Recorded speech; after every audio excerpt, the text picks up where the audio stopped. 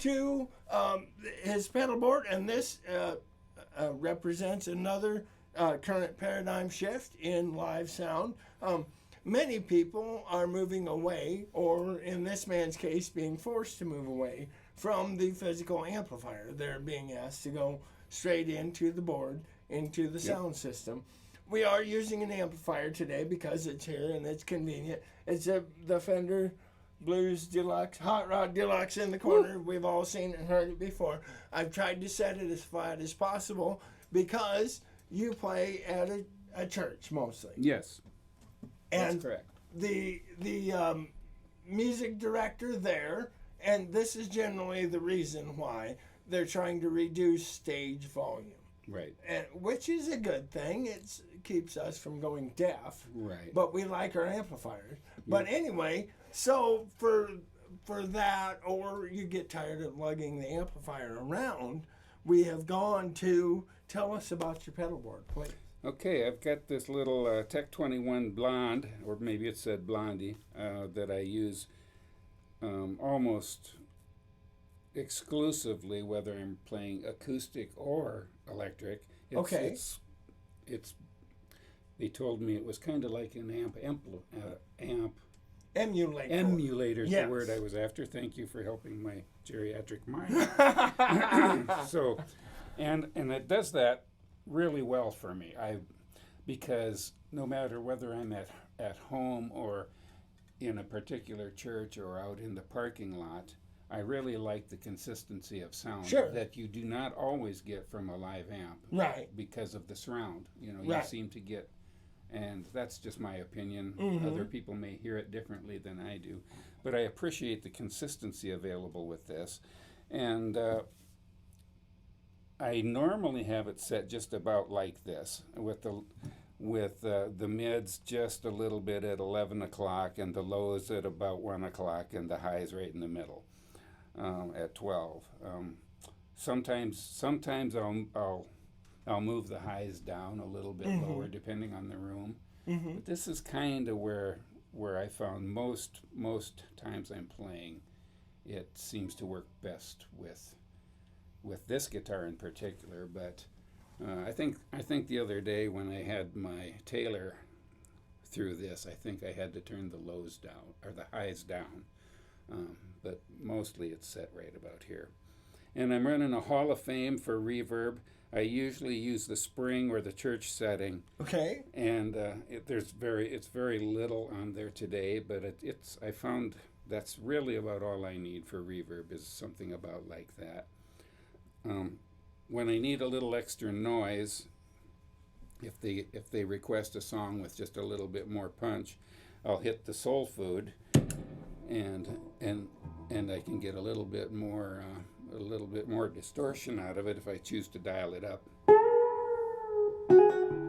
So I kind of like that machine.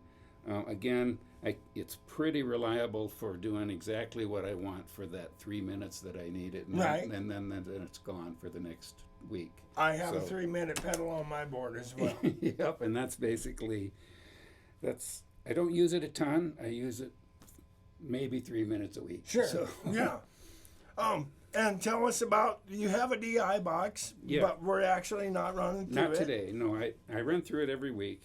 It has a phantom power. Okay. So it doesn't have a battery in it today, but because in where I normally play, they have phantom power running out of the soundboard, so I plug into that. Everything works good. Mm-hmm. Sounds comparable to what I do with it at home, and I'm just really pleased with it. It's a Behringer's Ultra DI. Not the highest dollar on the market, but it's well known, and I've gotten quite accustomed to it. If it's reliable and you're happy with the sound, Behringer is a company that makes very reasonably priced products. Yes. And you show me somebody that says they won't use Behringer, and I'll show you a liar. Yeah, I've been offered more expensive ones. Why? Right. It does the job. Yeah. It's not horribly noisy, and it's got a ground lift when I need it, and I can and it just goes. So sure, I don't need I don't need gold plating to do the job. Right. And that very involved one, the one we haven't got to, that's black and blue. Tell us about that. That basic cider I used to use exclusively on my when I was playing with my 7-string bass. Oh. And I put it on here, and I've used it. This might sound funny, but I've been in a couple of spots where I can actually alter my sound slightly by turning this up while I play, and until that light comes on. Right. And it actually gives me a slight change, and that's the only reason it stays there is once in a while I need that extra little lift. Right. Mostly it's really noisy. Sorry. And it was at the time when they made this. I don't think it's made anymore. The basic cider. It was a great DI for the bass. Right. And because you could actually have a little bit of EQ in it, and which not a lot of them had at the time. So it was kind of nice to kind of tune to the room a little bit. But maybe it's not even necessary these days. But I put it on there and leave it there. We'll call those accidental gunshot noises that you heard from Vern's Pedalboard our tribute to the famed movie soundtrack guy Ennio Morricone, who passed away this week. Really? Yeah, he did the scores for the Clint Eastwood trilogy. Oh, really? The Italian. Did his pedalboard get him? No. No, it was a... Oh, this man is on fire today. A brief word about this Tech 21 Blonde. Tech 21 is a company from New York, and there is getting to be more and more demand for pedals like this. And he explained the reasons why very well. He loves the consistency of it, and it's much lighter than taking an amp. A whole amp. You've seen what my my California Blonde is like. SWR Blonde, that's a big amp. That's heavy beast to haul up the stairs. And this is called the Blonde. It's designed to emulate Tweed amps from a certain large manufacturer in California. Correct.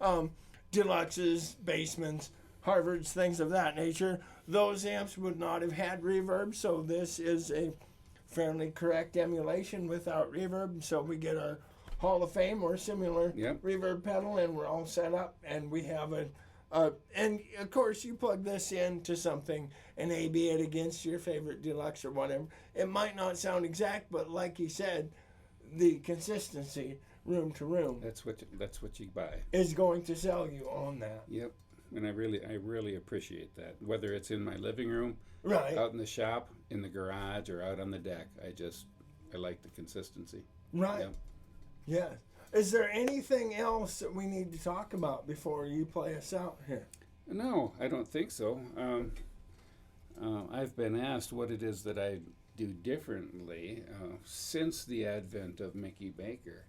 I remember one of the lines that he uses, and he gives an example of playing a song in G. Well, and so if you recall, he's got measures and measures of G, and below it how you could be playing it. Yeah. Like a G major, a G major 7, a G major 6, G back, and how to do that. And people say, well, what's different about jazz? Well, that's not something you can just pop a sentence out and say, that's the difference. Right, yeah. But most anybody can hear the difference. Sure. For instance, Chet Atkins doing Just a Closer Walk versus maybe what they heard in church. Right. 3 chords, a 1, 4, 5 in church versus what Chet Atkins.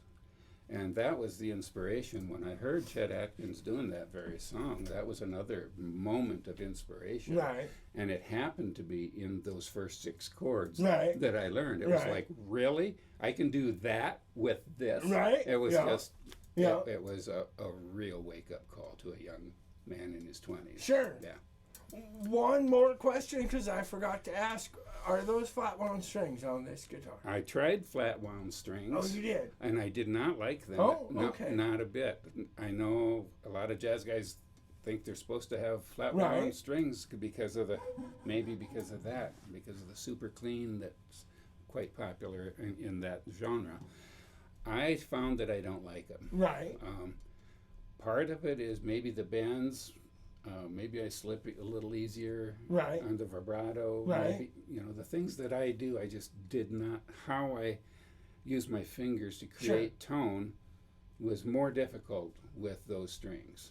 Not to mention, to my ear, they don't sound as well. They sound, while they have a smoother sound, they do not have, to me, as a tonally pleasing a sound. They're very, very different. Yes. And yeah, part of what we like is what our ear is used to. Yes. And they eliminate a lot of finger squeaks on the board, but That's some true. people just flat don't like them. I could go on and on, but I won't. They are, a flat wound will be denser than a round wound of similar gauge, and so they are stiffer. They put up more of a fight. So yeah, True. there you go. Yep. Yeah. Let's see here. Don't forget my sponsorship with Trask Hay LLC, large, round, and square bale. They're going to get a few of them rolled up this year in spite of the drought. Call my brother Joe, 515-0858. In honor of Jazz, George Benson says, change your string. How's that? That's the great. man who changed his life. Yeah. Thank you. Ladies and gentlemen, Mr. Vern Lavake. All right.